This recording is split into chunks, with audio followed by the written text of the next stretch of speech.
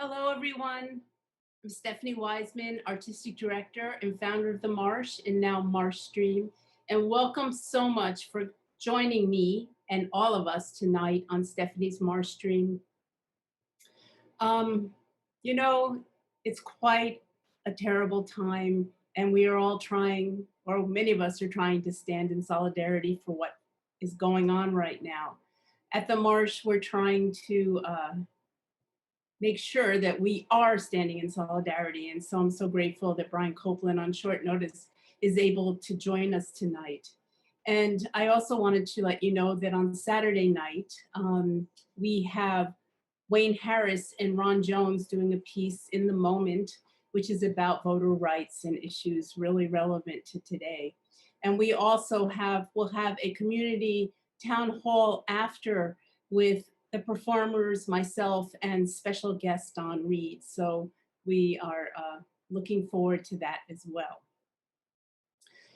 At these times, for me, how do we find the words to express what's going on and what is happening? And at times it is really, really hard. And but one of the ways that it can be done is through art. And my guest tonight, Brian Copeland, has done an amazing job of doing and giving us the emotion and the words through the art he has made over the past decade, more than a decade now. Um, so Brian, of course, also is a TV star, a host of news and radio, and a stand up comic, and an amazing, amazing person. But for us tonight, the way I know him best is as a performer. So let's give a great big hand to Brian Copeland and let's welcome him to the Marsh Stream. Well, thank you for having me. It's an honor to be here. And anytime you need me, all you got to do is call. I'm always happy to do something for the Marsh, and especially in the times that you're talking about, because we're talking about times unseen. We got the worst pandemic in 100 years. We've got the biggest economic collapse since 1929, and the worst race riots since 1968, all at the same time. And people's spirits are starting to break. People's spirits are starting to break, and that's one of the reasons I decided to do an excerpt from the piece that I'm going to do today. The waiting period. Yeah.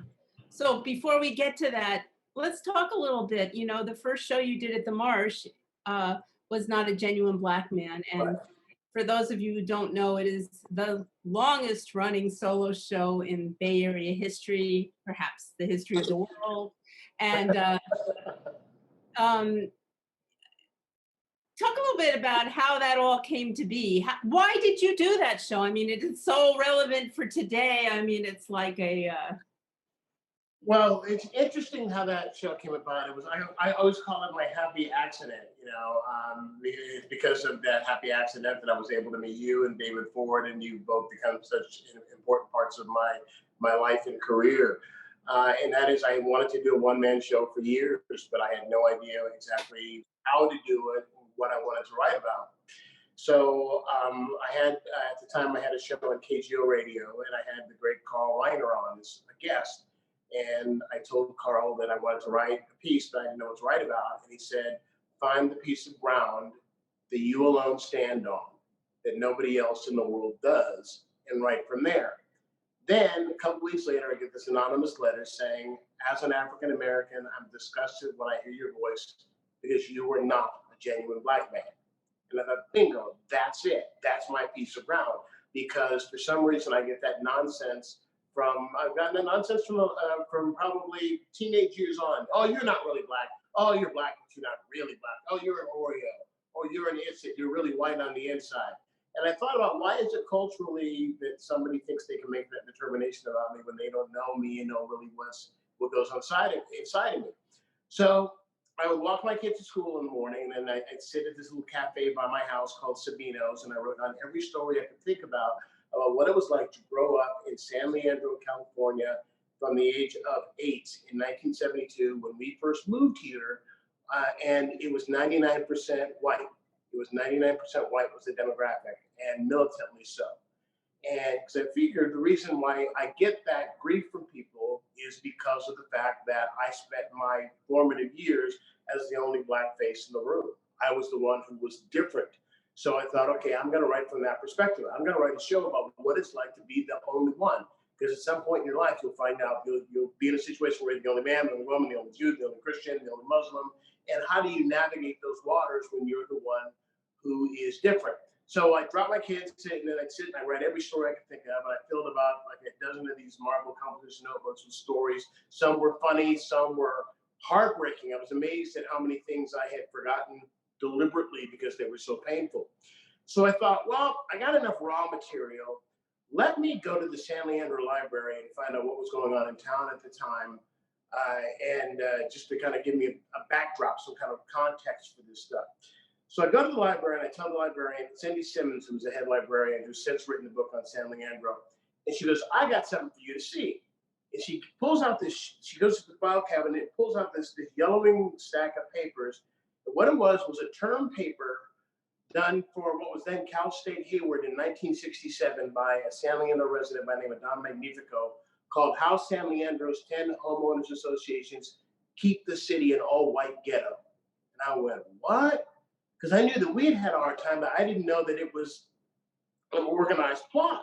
So he had gone through and interviewed people and found out exactly how the system works, about how realtors would not show homes to people of color, about how every homeowners association was represented by a city council person, and that city council person made sure to toe the line, and how the entire thing was enforced by the San Leandro Police Department. They used to call the San Leandro-Oakland border the invisible wall at Durant Street, Durant East 14th Street, because people of color knew not to cross over into San Leandro, because there was a cop whose beat it was to sit there and to follow you until either there was a pretext to stop you, or you were so intimidated you turned around and you went back to into Oakland, even like little kids on bikes. So at this point, I thought, oh my gosh, my entire project has now changed. It's not just the story of my evolution and what growing up in this hostile environment did to me, but the evolution of a city. Because San Leandro, by the time I started to write this thing, was one of the most diverse cities and remains one of the most diverse cities in the country. So I remember I wrote to one of the critics at the Chronicle, who had written a great review of a show at the Marsh. And I said, I want to write a one-man show. How do I do it? He goes, well, there are two great directors in town. One is David Ford, and I forget who the other one was. And so he gave me David's email address, and I just wrote this email with, I remember the title, it just said, help, in capitals with like 1 million exclamation points. And I said, I want to write a show on what to do. Can you help me? So he met with me, and I told him my idea, and he got it immediately. And then he came and he talked to you, and you got it immediately before it was even written what it was I was trying to do, and how all of that manifested itself into a bout of suicidal depression that I had when I was 35 years old, where I ended up in the garage of my home with in my sports car with the motor running. So that's where this whole thing. So I say that's why I call it a happy accident, because had I not gotten that letter, I don't know if I ever would have gotten to the place to explore what it is I explored. Had I not talked to Cindy Simmons, I don't know if I ever would have gotten Don Magnifico's paper. And I reached out to him and I said, can I use your research? He said, knock yourself out. And I basically retraced his steps, and that's how I researched that play. And your family went through so much, and you integrated that into it. Tell us how that all happened. Well, my mother was what black folks call sedity. My mother liked to put on airs. She was born in Birmingham, Alabama, but she spoke very, very proper English, and she would lie and tell people she was from Providence, Rhode Island, because Providence, Rhode Island sounded better than Birmingham did. So she would tell people this story that she came from Providence, and she would always she was always a kind of a social climber. In our house, if we said the word ain't, we mean as well as said the F word. I mean, that's how prim and proper my mother was about our grammar and about our speech and about how we behaved and how we carried ourselves. I'll tell you something interesting. I wondered for years how she got us into San Leandro, because she got us into this 100-unit apartment complex. Again, that was all white us. And I wondered how in the world for years, how, because people would ask me like after the play, or I would give talks. Yeah, so I wrote a book based on the show that is required reading in a lot of schools. People ask, how did she get in? I go, I have no idea. And I have since found out how she got in. The way she got us in San Leandro was her best friend and coworker was a white woman by the name of Sherry Moniz. And she got Sherry to come in and fill out the application in her name. And that's how she got in. And I found All out these the first years. black, that's how she got in. And I found out the first black residents here in town, how they bought their home was where they called it a shadow buyer. Was somebody white would come in and be shown the property and then purchase the property and then deed it over to the African American family, because otherwise they wouldn't even show it to you. But what it does to you and what it did to me as a child still inside of me today. I deal with and battle with depression, which is why I want to do the waiting period piece today, because so many people are dealing with depression. They say that we're dealing from crisis fatigue, is what it is that they're calling it. I mean, that's amazing. That's the first time after all these years. Yeah. What year did you premiere it? Not a Genuine Black Man? 1919. No, it was 2004 it opened. It was 2003 that we started to work on it. We opened it in 2004, and I ran it until 2012 because Obama was president. So racism was over. Remember, we were in a post-racial society. Racism was over. And I stopped doing that, started doing waiting, and I've since brought Genuine back, and I brought it back to the Marsh because of the times that we find ourselves in that are just getting darker and darker and darker. It seems as the day goes on. So in Not a Genuine Black Man, you talk some about your childhood and something about a baseball bat. Oh yeah, there's a scene. I'll tell you what I'm going to do. I had planned on doing. I was going to do a piece from the waiting period. Why don't I do a little piece from Genuine? I'll do a little piece from Genuine instead, since we talked so much about Genuine. So will we do something later on waiting period? Just go ahead, do Genuine, do it, Brian. We'll do a little piece of Genuine if you want. I'll do a little piece of waiting period afterwards. Yes. Okay. Since you mentioned it, I got to figure out where the heck it is I'm going to start. I'm sitting here in my family room, by the way. Welcome to my house. Welcome to my family room. Let me move my stool out of the way. Okay. Oh, by the way, I want to apologize for the headwear. I have not had a haircut or a hair color in 13 weeks now, and I look like Frederick Douglass. I've got a big gray afro, and I don't want to inflict that on anybody. So that's why I got my beanie on. I'm awakened by a beam of sunlight on my face. It's so warm, it feels like it's being focused through a magnifying glass. The smell of freshly cut grass perfumes the air. It's Saturday. My first Saturday in San Leandro. We've been here almost a week, and all I've done is mope. I got to be the new kid again. We move a lot, and I'm always the new kid. I hate it. My mom sticks her head in the bedroom door. Oh, good, honey, you're up. You know what? We're just about to unpack, so why don't you go out and explore? Meet some of the kids around here. Introduce yourself. I hear this park nearby. Well, I climb out of bed, brush my teeth, grab my bat and baseball, and head for the door. It'll be okay, honey. Remember, you're the man of the house now. Well, maybe it will be okay. I mean, Daddy's not here, so maybe it will be all right. It's clean, small houses, neat lawns. The elementary school's next door. That's good. Yeah, this is okay. There's a screech of tires. An old blue convertible pulls up next to me. It's got 6 teenagers piled in it, 3 boys, 3 girls. They look like they're coming from a school thing. The boys all have on Letterman jackets that say Rebels. I don't think this is a good sign, but I'm Aiden. I'm friendly.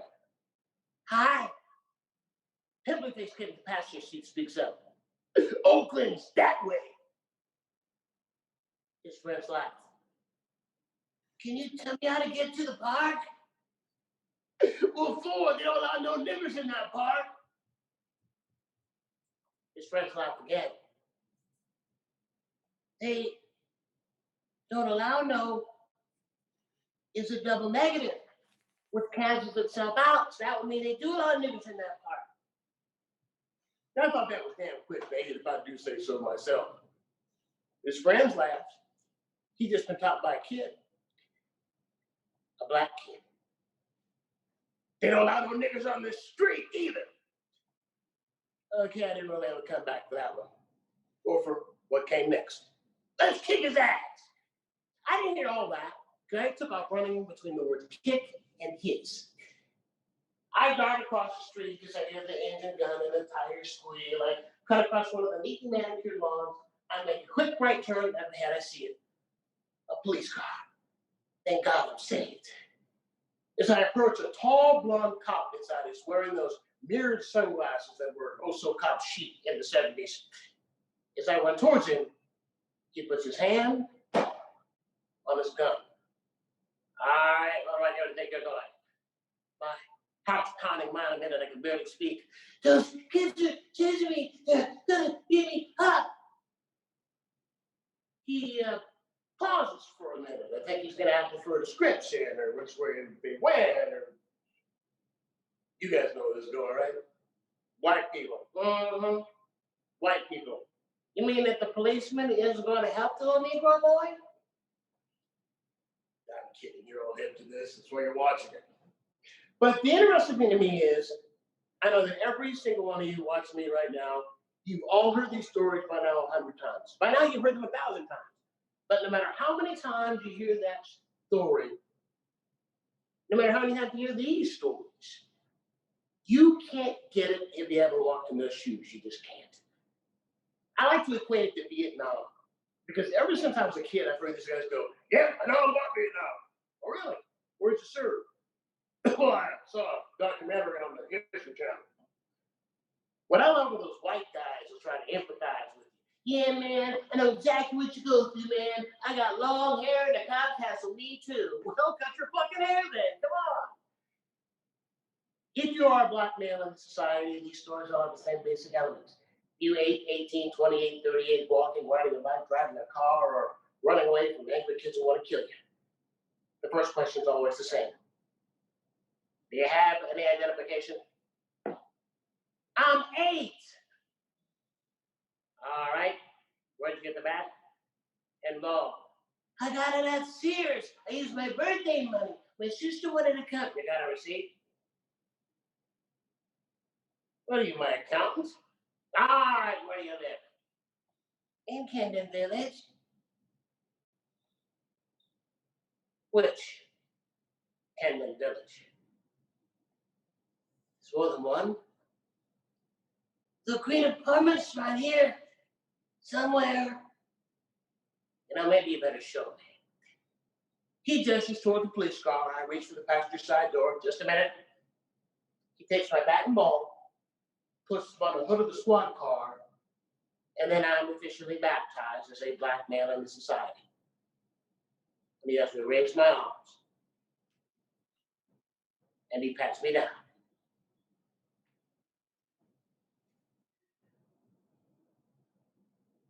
I'm 8 years old.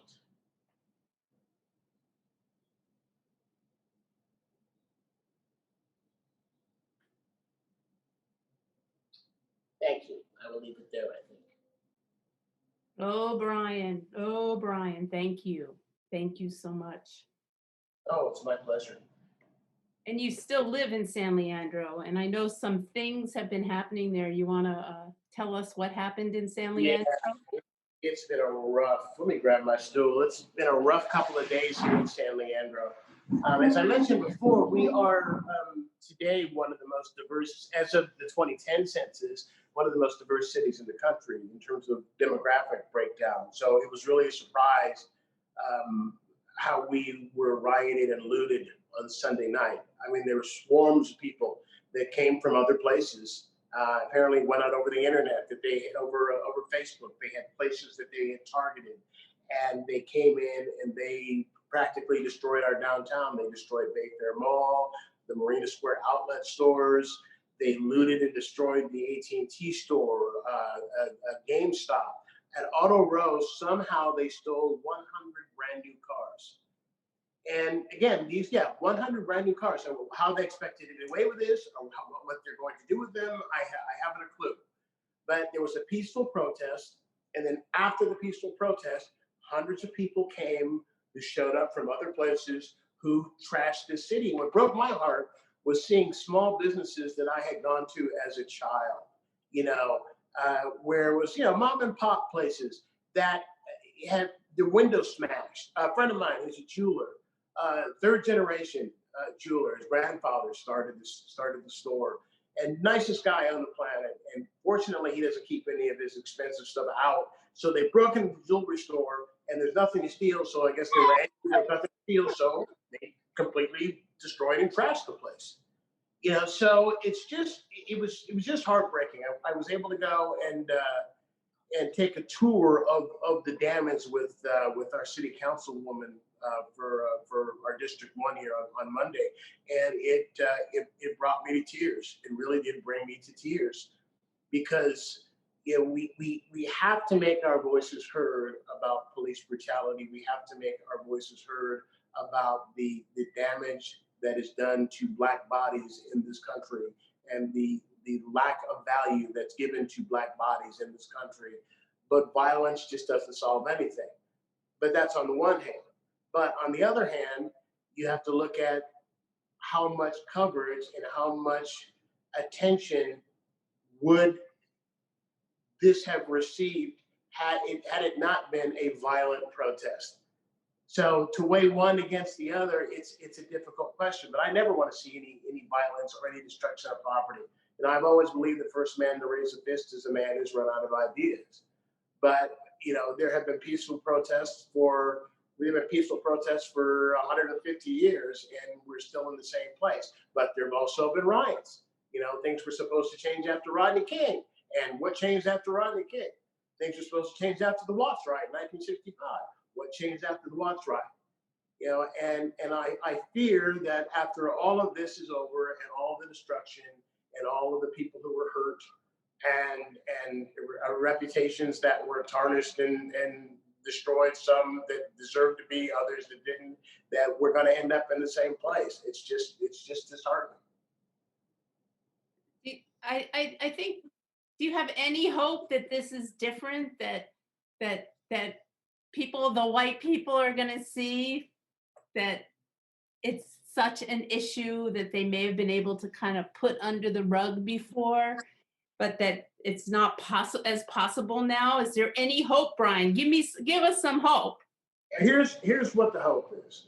What the hope comes from is technology. And what white people are seeing now, Black people have seen for decades. Black people have seen for centuries in terms of our treatment. And when we would talk about it, a lot of the time we would not be believed. What finally got a Civil Rights Act and got rid of segregation in 1964 was the sight of Bull Connor turning fire hoses and dogs on children who were peacefully marching with Dr. King. And it was seeing that so upset white people that they may have heard these stories, but it's one thing to hear it and something else to see it. Now with technology, it's because of this cell phone video. Had there not been video of this, we never would have heard about this. Had there not been video of what happened in Minneapolis, we never would have heard about this. There would have been some police report about how he resisted, and I feared for my life and the life of the other officers, and that would have been it. So what gives me hope is the fact that some people must see in order to believe. And the more of this people see, the more of this it's going to upset people, so people finally stand up and say enough. And a lot of that's what's happening now. So when I look at these crowds that are marching, like in New York and other places, there are people who are of all colors and all ages and all races and creeds who are marching together and marching saying this can't go on. So that's the part that gives me hope. That's the part that gives me hope. I'm glad. I think we are all hopeful. We all need hope. What a time we need hope. And in fact, all the tips, the Marsh has a tip jar, and we have memberships. And tonight, the Marsh's tip jar, anyone who gives a tip to the tip jar, you will actually be linked to the Oakland's anti-terror police project. So that's Awesome. what your donations will go to. Well, because of the hope, maybe we can switch now. You've done a number of shows, and switching now to the waiting period, which we premiered, I think, in 2014. 2012, actually. 2012. 2012. Whoops. 2012 Whoops. was the waiting period. That was after, yeah, I wasn't done doing Genuine yet. Yeah, so it's So in 2012. 2012, we did the waiting period, which is just a show about the 10 days you have to wait between purchasing a gun and being able to pick it up. Yeah, And this it's is about a really bad suicidal bout of depression I had back in 2008. Is what that's about. When over the course of a couple month period, my grandmother, who along with my mother raised me, had a stroke and died suddenly. I had a marriage breakup. I got in a terrible car accident. I had spinal cord surgery that almost left me quadriplegic. This all happened at once. And I ended up in this really bad bout of depression. And it was a suicidal bout. And so what made me decide to turn that show, to create that show and to actually tell that story, because I thought about, well, would it help people if I actually told the story and talked about what goes on inside the mind of a depressed person? Was a friend of mine, a dear friend of mine, had a teenage nephew, 15 years old, who suffered from mental illness, who laid down on the railroad tracks up in Oakley in front of a moving train. And when that happened, I said, okay, I have to tell this story, because maybe if I tell the story, some other 15-year-old kid will hear the story and go to somebody and say, hey, I need some help. And the trick that David and I, this was the hardest show that David and I had to do out of all the shows that we've done, because the idea was is we wanted to do a show about depression that wasn't a depressing show. And as you've seen it 100 times, so you know that it isn't, and a show that also ends with hope, but also with the message of tell somebody if you're struggling, if you're having a hard time. And I'm getting emails from people daily right now, some strangers I'm getting emails from, and please feel free to email me, Mr. Copey at briancopeland.com, and I answer every single one that I get. People are emailing me now that they just feel the sadness. And they feel, I had a woman email me that she felt like she had an anvil on her chest because of all of the stuff that's going on right now. And there are people who suffer from depression, who have suffered from it for years, and now there are people who are suffering from it for the first time because of the times that we're living in right Yeah, now. and we did that. And I know one of the most amazing thing, besides the brilliance of the show, was that we got letters, you got letters, we got letters that you are saving lives. People. Yeah, there are people who are walking around today because we have this project that you and I put together, where we do the show a couple of Sundays a month free to the public, and it's an intervention. And there are several people who I've heard from who are here because of that show. And the one story that always sticks out to me is this woman wrote me that she had decided she was going to jump off the Golden Gate Bridge. And she was sitting in a cafe on a Sunday, and she was going to have her coffee, and then her plan was to drive to the bridge. And at the table she's sitting at, the pink section of the Chronicle's open, and there's a picture of me and a blurb about the show, and that it's free, what the show is about, and that it's free. So she kind of thinks, So she flips a coin, and heads, she'll go and see the show. Tails, she'll drive to the bridge. So she flips the coin, it comes up heads. She comes to the show, she cries, she gets the message to tell someone, and she immediately goes from the Marsh to her sister's house and tells her sister, I'm ill and I'm thinking about hurting myself. And she's here today. And she's here today. Just makes you want, how teary, it just makes me tear up. And it's been such a great collaboration. How many years now have we been doing this for free? We've been doing this for free. We started when Robin died. We started doing it for free when Robin Williams died, because I thought that was a moment people were talking about depression and about suicide, and I thought that it was an opportunity to expand the conversation that we need to have and to destigmatize that disease as best we can. And it's working some. People are becoming more aware of mental illness in this country, I think, than they ever have before, and are looking at it as not something to be ashamed of, but something that needs to be understood, and people who suffer from it need to receive compassion as opposed to being looked at as a character flaw of some kind. It's all the continuum. It just luck of the draw and what happens to us in the life where we end up on that continuum, isn't it, Brian? Sure is. It's just funny. It's funny how the world works. So, Brian, would you like to do a little section now from waiting period? Sure. I'll do a few minutes from the waiting period. I'll do the beginning of the waiting period. How's that? Let me move my stool out of the way again.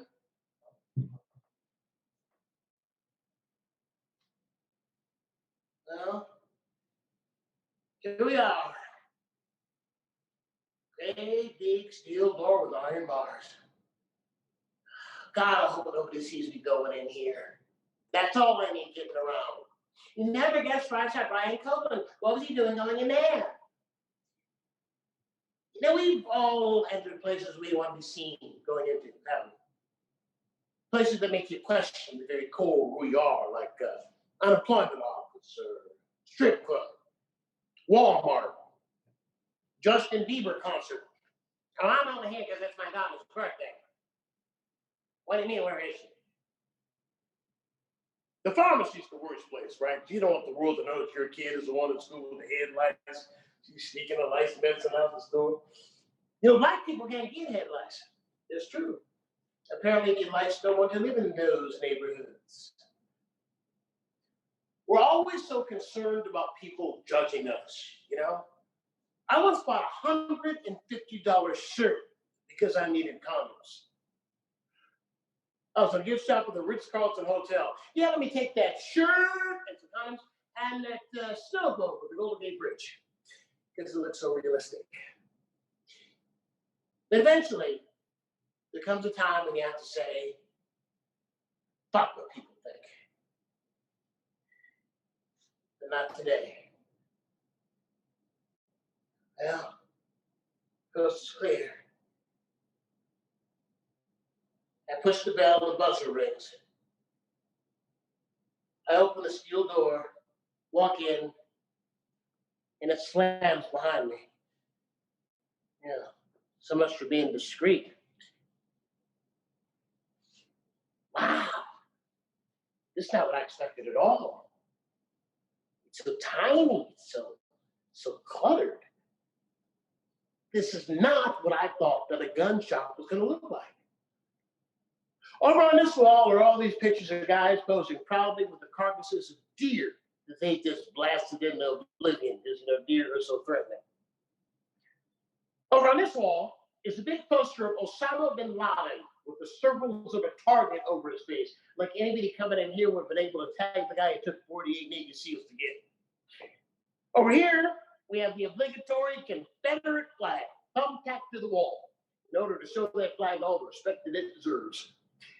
I've never understood people who have an affinity for the Confederacy. They'll say to you, hey, that's part of our heritage. Sorry, I didn't know the word heritage and treason were interchangeable. Personally, I think anybody who loves the Confederacy should only be paid in Confederate money. Back here are all these posters of bikini-clad babes, packing heat, trying very hard to look lethal and sexy both at the same time, man. I don't know how you pull that off, man. I've been married twice. They're either lethal or sexy, never both. Overhead is a big glass cabinet. Behind the cabinet is a guy who looks like he drives his tractor in his job at the feed store. He's got on a John Deere hat and a Pendleton shirt, and he's smoking. I thought gunpowder was supposed to be flammable. Over here's an older guy, and I can tell this is like this barber shop where he comes to hang out. You know, he's got on a plaid shirt, and it's unbuttoned just enough so you can see the gold nugget necklace resting in a gray bird's nest of chest hair he's got going on here. Doesn't that sound sexy, ladies? Huh? Nothing like a man who knows how to accessorize. You've seen that nugget jewelry, right? You know what I'm talking about, that gold nugget jewelry? You know what I call it? Lazy-ass jewelry. Because that's exactly what it is. It is lazy-ass jewelry. It's like you're in the gold mine, you got your pick. Man, look what I found. I can melt this down and I can make that nugget, just put it on a chain. So I walk up to the tractor guy behind the glass cabinet. He takes one look at me and says, dude! Where the hell did that come from? Dude, can I help you, dude? Yeah, I'd like to look at your revolvers, please. Now, let me fess up to you right now. I know nothing about guns, nothing. But I do know revolver because the Beatles are out. I also know that it is a firearm, so I use the term so I don't sound like a complete and total imbecile.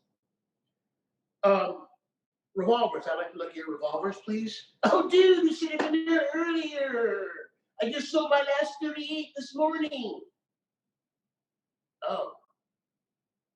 Well, do you have anything smaller, like a 37?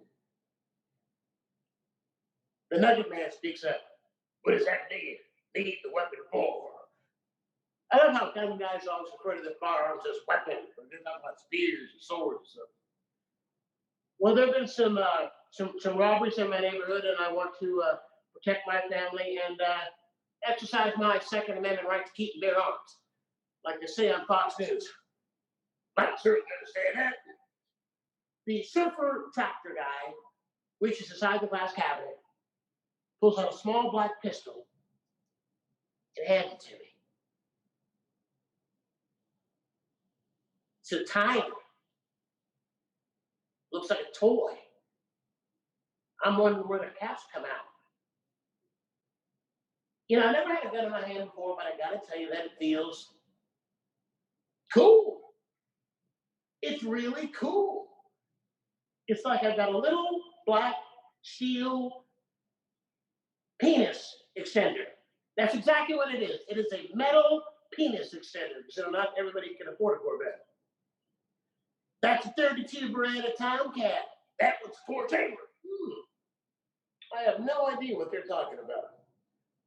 Aluminum alloy frame, stainless steel slide barrel, holds 7 rounds to a clip.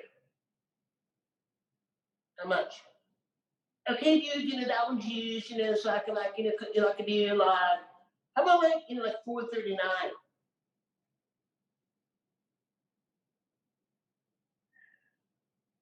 Okay, I can do that. What's the procedure?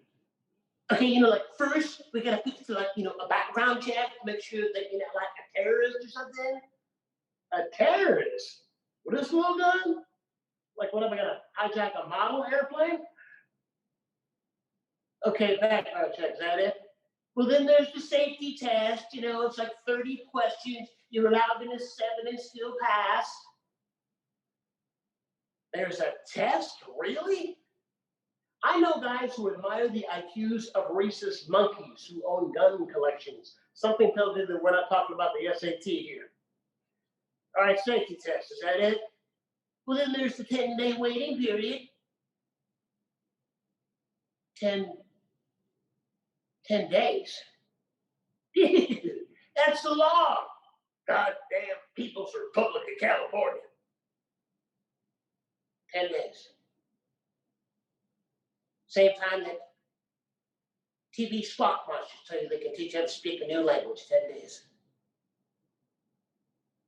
Same time as credit card payment grace periods and inaccurate long-range weather forecasts. 10 days. 10 lousy days. Dude, I'll include your clip. 7 rounds, 7 votes. You know, if I can't figure this thing out in the next 10 days,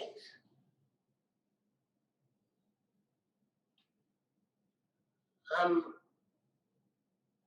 only going to need one.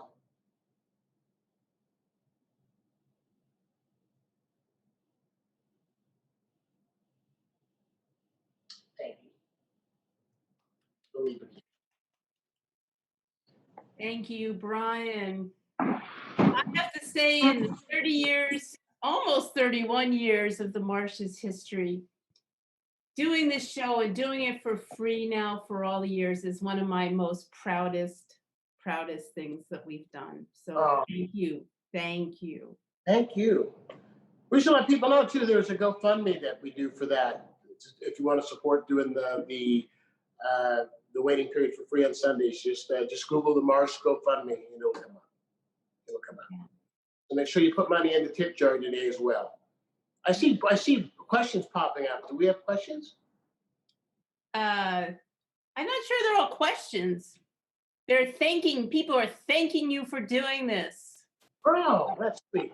There's a lot of thank yous. If there are some questions, please do put that up. We'll go to questions in a couple of minutes, but I do think before we completely open this up, Okay.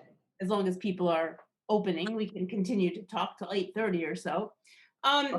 You do have you do have a new show, right? You have a new show that was supposed to be playing right now at the Marsh, It and was supposed to open on the 4th of April, called Grandma and Me, and it's a really special show. We've done some readings and some stage readings at the Marsh, and audiences have loved it and have cried at the end. And it's just, David Ford and I are just so gratified and excited by the response so far.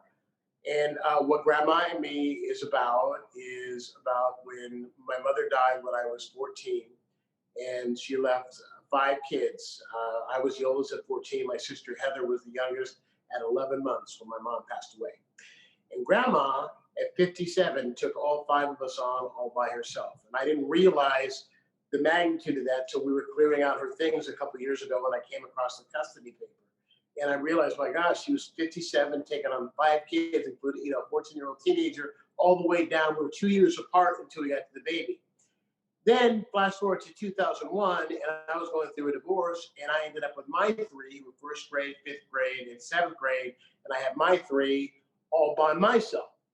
And so what the story does is what Not a Genuine Black Man does, in that it goes back and forth between the 2 periods and how the past informs the present, and the lessons that I learned about how to deal with various situations from Grandma and how I applied them to my own child rearing. yeah, well, looking forward to it opening. Yeah, well, whenever Gavin Newsom says we can do it, we'll do it. We'll be back in that theater and you'll be doing Grandma and Me, and so looking forward to that. Right now, let's open it up to questions. We have a question from Valerie. What is, You just said, hi, Valerie. Hi, Valerie. What? So here it is. Let's see. Now I've lost it. Oh my goodness, what happened to it? There's so many things coming in. Brian, do you see it? I mean, Brian Williamson. I do. Valerie's question is, what is the relationship between your survival and the waiting period? And then she clarifies it by saying, to both the relationship between the 10-day waiting period and your art, the waiting period, and your survival.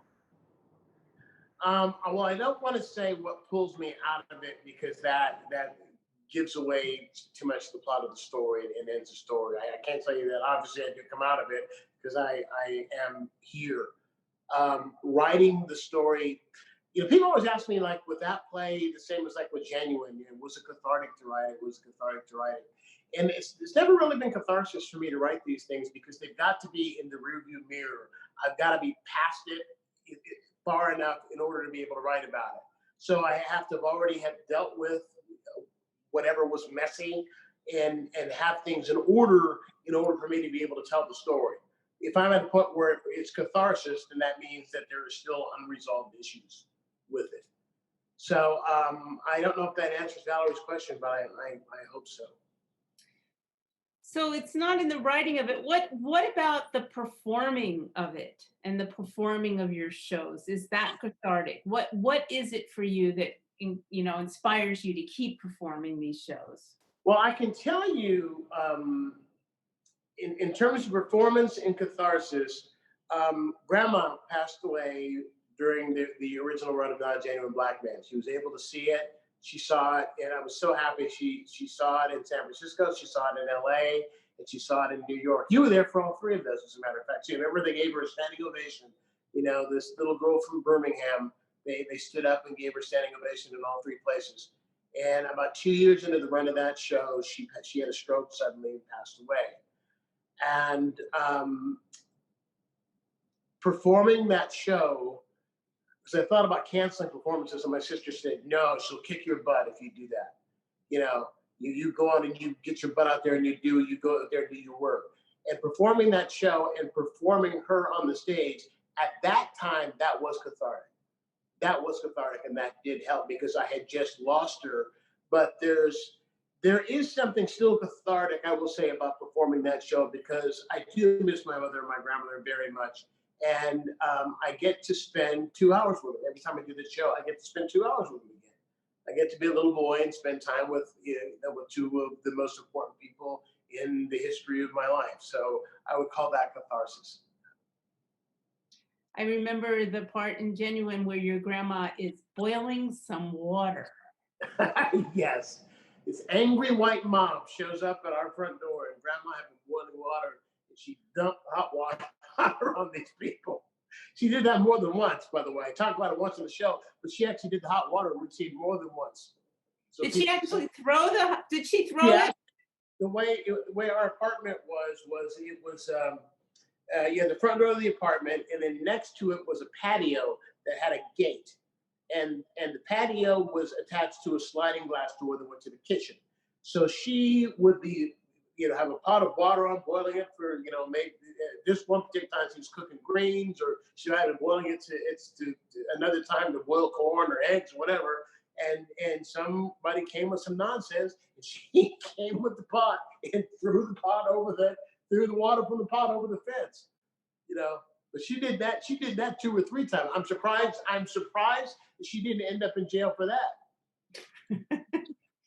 And I know another one of the favorite lines in Not a Genuine Black Man with your grandma is like, "How could you have been born in Portland, Maine, when I never been to Portland, Maine?" Yeah, in Rhode Island. Rhode Island, sorry. I never been to a doggone Rhode Island. How the hell was you born there? So what has your life been like? We've got 2 major things right now. What's your life like during the quarantine, right? I'm a little stir crazy. I'm a lot stir crazy. It's me and my 25-year-old, my son Casey is a musician, and I will tell you the 2 really cool things about it. I'll tell you 2 cool things about it. One is that we're spending more time together than we've spent in years. More really just quality time, just the 2 of us. He's the youngest of the 3.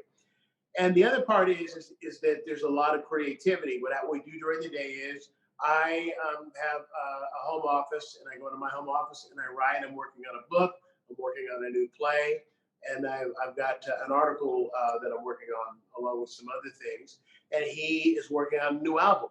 So during the day, he has his studio set up in his room, and he's in his room working. I'm in my office working, and then we come out at dinner. We'll have breakfast together. We'll go work all day. Then we'll come out at dinner and have dinner together, and then we'll sit and watch Rachel Maddow and get really upset about what stupid thing Trump has said or done today. And then he shows me a film I've never seen, and I show him a movie that he's never seen. And so it's been kind of like a writing retreat. That's been the good part of it. The difficult part of it is just the uncertainty, the not knowing. I mean, performing, my entire life revolves around producing shows and performing shows, um, and writing. Obviously, writing is a major part of it. I'm writing and producing what it is that I write. But to not be able to perform, especially not be able to perform for so long, it's really hard. It's really, really difficult. This, what I just did right here in my family room, was fun. This was really fun. Thank you for this. Ah, thank you. Okay, we have a question from Nina. I think you're a Moreau High School grad like my son. If so, how did that experience impact your life as a young Black adolescent in a high school with so few Black students? I went to Moreau Catholic High School. I was class of 1982. I love Moreau. Moreau is you cut me, I bleed green and gold. I love Moreau. I love my experience at Moreau, so much so that all three of my children, my two sons and my daughter, went to Moreau. There were parts that were of it that were difficult. Being I was the only African American student in the graduating class of 300. I was the only African American student, and there were things that were hard. It was difficult for me to date because there were fathers who were racists. And it was always fathers, and my mothers were just Edith Bunker and run along with whatever daddy says. I couldn't get a decent part in a play ever. I loved theater and was in theater all 4 years there, but I couldn't get a decent part in a play because if the character had a girlfriend or a love interest, they wouldn't do it because it would be interracial. If the character had a brother or a mother or a father or any other blood relative, they couldn't do it because, well, that would be silly. That just wouldn't work because non-traditional casting wasn't the thing at the time. So those things were hard. But my experience overall was great, and I still go back to Moreau, and I performed Genuine at Moreau. Actually, quite a few times I've gone back there and done Genuine for fundraisers or for various things. And if you have an eighth grader or a seventh grader and you're looking at a high school and you're in the East Bay, I can't recommend Moreau High School Moreau Catholic High School more highly. All right. We have another question from Amy Zins. Hi, Amy. I have a friend whose 11-year-old son has talked about suicide. Have you had any kids in your audience? What are your thoughts about bringing a kid this young who is really already at risk to your show, and the kid is seeing a psychologist? People have brought kids to the show before. It's adolescents where it's who I've seen, 11, 12, 13, 14, 15, 16 years old. I would say to talk to the psychologist. Here's what I would say. You come and see it first, then talk to the psychologist and ask the psychologist. Okay, because I don't want to tell you the wrong thing. I don't know your son. I don't know your son's specific situation. I don't want to say something that's going to be a trigger in it, that it will inadvertently be a trigger to make a situation worse. So you come and see it first, see what you think. Then after you see the show, if you still want to bring your son, then talk to the psychologist and say, I saw the show and here's what it's about. And I wrote a book version of it too. And the book is available on Amazon. And that tells the story. If you wanted to take a look at the book and give them the book to look at, if the psychologist says it's okay, but do what the mental health professional tells you to do in that instance. Yeah, well, that seems like excellent, Brian. Excellent. So, Brian, you've done a lot of things with Not a Genuine Black Man. I mean, I don't think any performer has had, a show that has done as much as you have with the show. Can you talk a little bit about that? No. Yeah, I can do a couple of things. Brian, come on. Well, we started it at the Marsh, of course, where it ran for a couple of years, and then it went to Los Angeles, where it ran for a while, and then it ran off Broadway. Then I was asked to write a book that was based on the play, and out of all the stuff, the coolest thing for me is the fact that the two coolest things for me are, one is that the book is required reading. There are a lot of colleges and high schools. I get emails from professors who will send me copies of midterm exams from their students and it's stuff out of my book and questions about my life that they've got to study and answer for questions. That's just surreal. That's one of the coolest things. The other cool thing is there have been 3 young men that I'm aware of around the country who have taken monologues that they've created from the book and done them in speech contests and won. One kid won for the speech contest for high school for the state of Illinois, a kid from Chicago. Somebody else won regionals in Houston, and there was another young man from, I want to say from Alabama, who created a monologue. Just I guess took bits and pieces from the book and kind of stitched them together into a 15-minute piece and performed them and ended up winning. So those things are they're surreal and gratifying at the same time.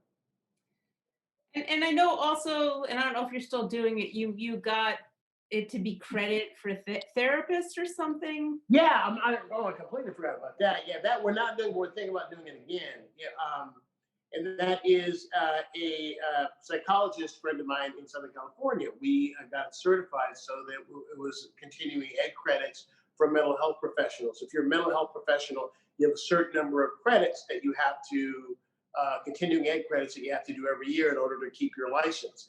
And so we got certified. We're accounted for 3 credits for psychologists and psychiatrists to come and see it. So they would come and see it, and then we would do a talk back afterwards and answer questions. So it would be a 3-hour Saturday afternoon, and we're thinking about doing that again. And I remember the reason they wanted I remember way back when the people who attended your workshop were so thankful for it, because you gave a perspective that they really didn't. They were kind of making it up, where you were for real. Do you remember that kind of conversation happening? Yeah, there were a lot of those kinds of conversations because there's so many different aspects, and so there's so many constituencies. You talk about a lot of things being done with genuine. It has so many different constituencies. There's the California history constituency. There were a lot of schools. Remember, during the original run, all the colleges were assigning it. And they were assigning it in California history. They were assigning it for drama. They were assigning it for English. The colleges were assigning it for child development. There's domestic violence in the show, so it's got that constituency, people who deal with domestic violence and survivors of domestic violence.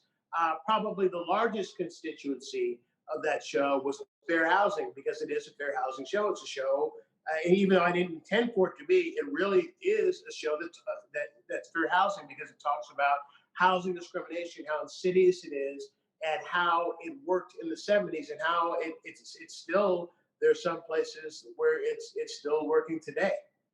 It's still I shouldn't say working, it's still in practice, we should say today. All right, well, we are coming up to almost 8:30, and I was wondering if you had any last words or something you want to say to your very large audience of people who are listening to you on this MarshStream. Well, I would say, first of all, thank you very much for watching. Thanks for supporting the Marsh. Thanks for supporting the Marsh when the Marsh was open, and thanks for supporting the Marsh, especially now, because it's such a difficult time and it's such a hard time for theaters.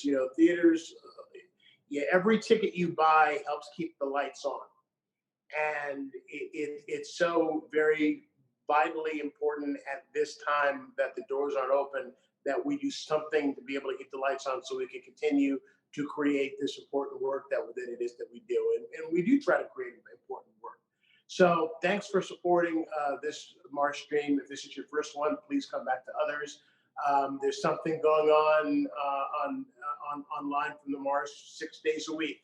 And there's a tip jar, and I'm going to ask you to put some money in the tip jar so that once we're allowed to have an audience, all we got to do is open the door and we can have an audience. Steph, thank you. Thank you for my career. I'm going to say thank you for my career. Thank you for keeping your support of the Marsh there and constant over all these years. Thank you so much, Brian Copeland. Thank you. I love you dearly. Love you too. All right. Well, this has been incredible, Brian. I hope you will all continue to come see Stephanie's MarshStream and all the MarshStreams. We're actually have things 7 nights. One's usually a rebroadcast, so you're kind of right about that, Brian.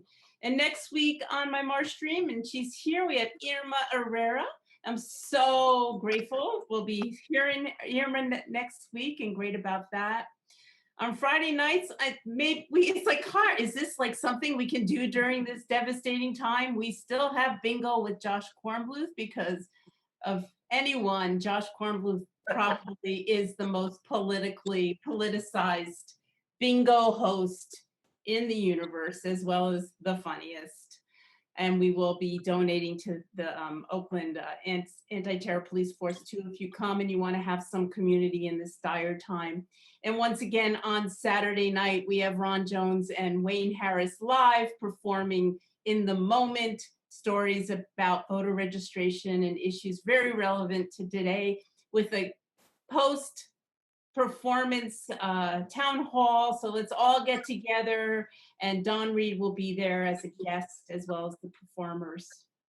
And that's it for tonight. Thank you all so much. Please stay healthy, stay in good spirits. Let our hearts be open to change, and let us have a better world for everyone. Thank you all so much.